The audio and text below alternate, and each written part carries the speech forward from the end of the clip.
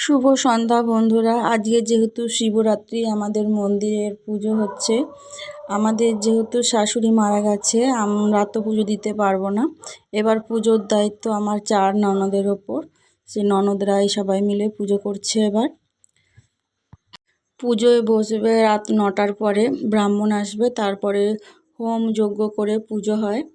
এখানে দেখো একে একে সবাই পুজো দিতে আসছে, আরও অনেক লোক হবে। এখানে দেখো বড়মশাই রাস্তায় ঘুরছে, এই পাকা রাস্তার ধারে এই মন্দিরটা।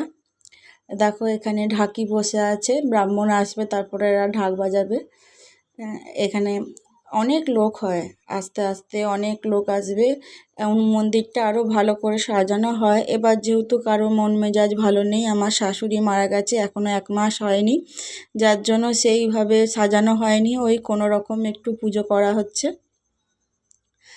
দেখো বন্ধুরা, টাটা বন্ধুরা, আজ এই পর্যন্তই।